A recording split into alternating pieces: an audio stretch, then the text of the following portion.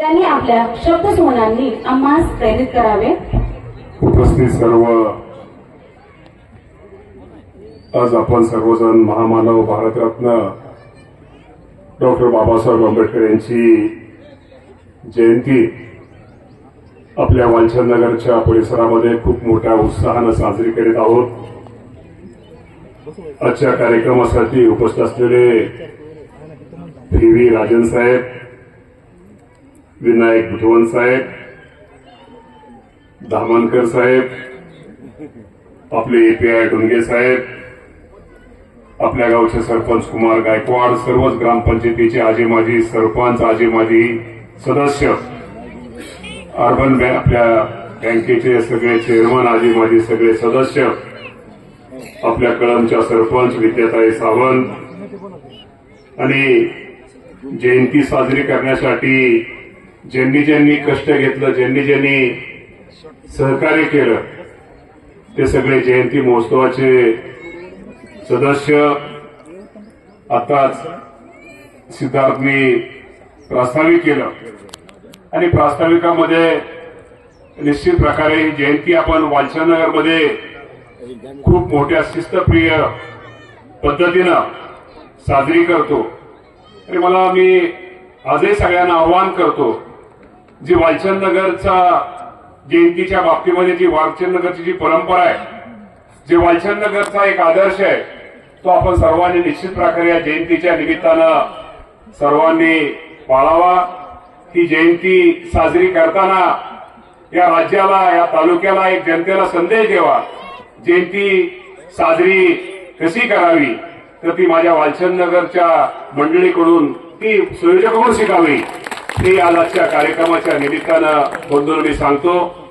खरं तर जयंती मला जसं कळतंय तसं वालचंदनगरची जयंती, आणि मी कधी आलो नाही असं मला वाटतं. इथं कापडी काका दिसत आहेत, तिरकेटकर सर, पुढे सर, तिरकेटकर सर दिसत आहेत. ही मंडळी मला कधी मला माहित असतं, सकाळी उठल्यानंतर आज वालचंदनगरच्या जयंतीला गेलं ही दोन माणसं तर आपल्याला नक्की दिसतील.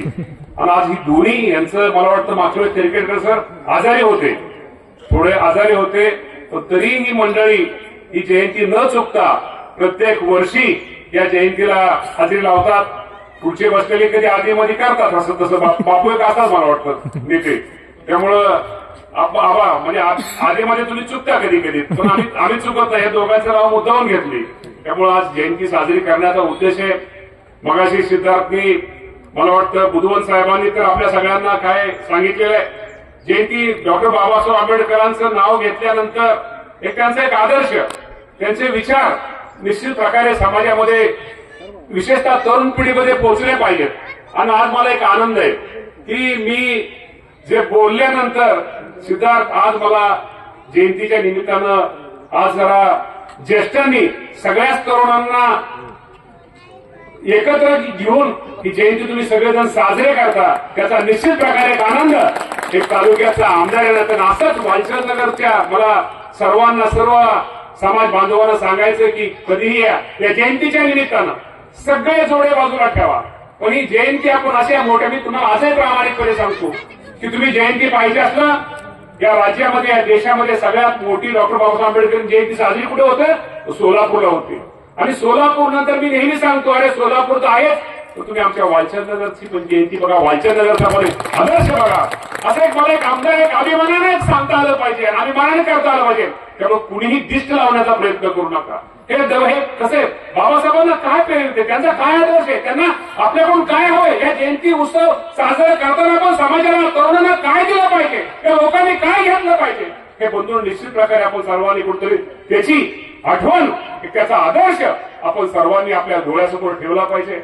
आयुष्यामध्ये मी तुम्हाला एवढं सांगतो, आज माझे कामगार बंधू पण मला इथं हजर दिसत आहेत.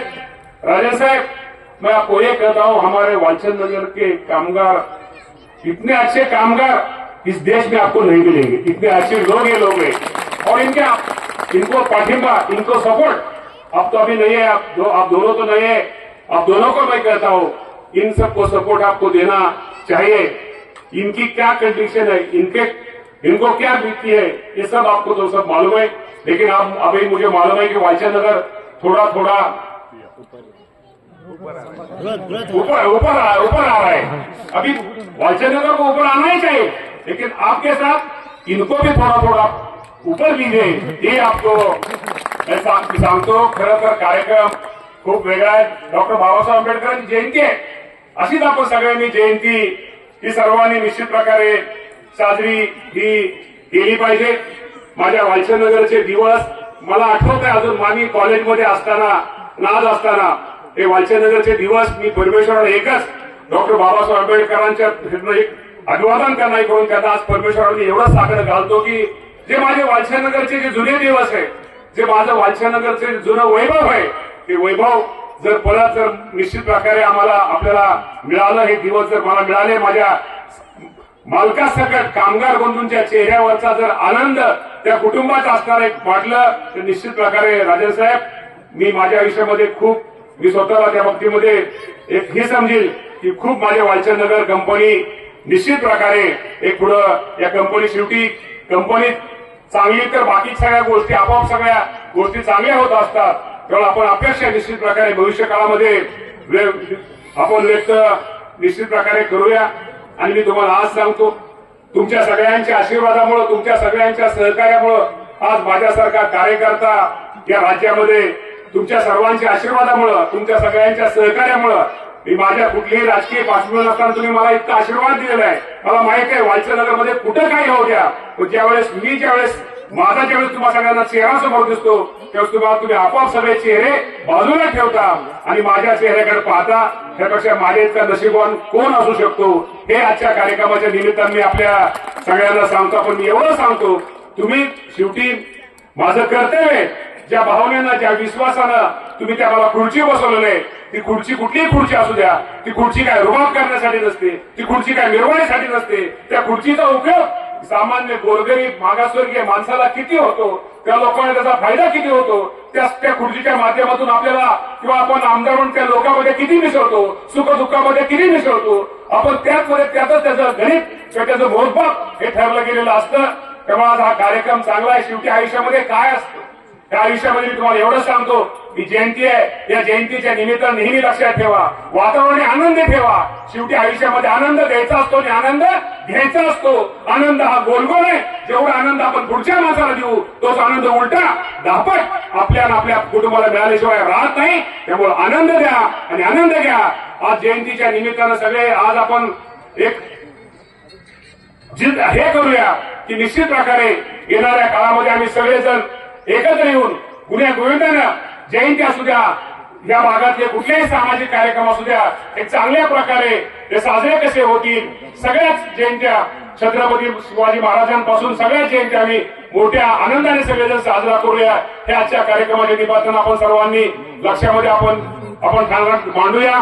आज कार्यक्रम जयंतीचा आहे, त्यामुळे मी तुम्हाला एवढं सांगतो की राज्याचा मी क्रीडा मंत्री आहे, अल्पसंख्याक मंत्री आहे।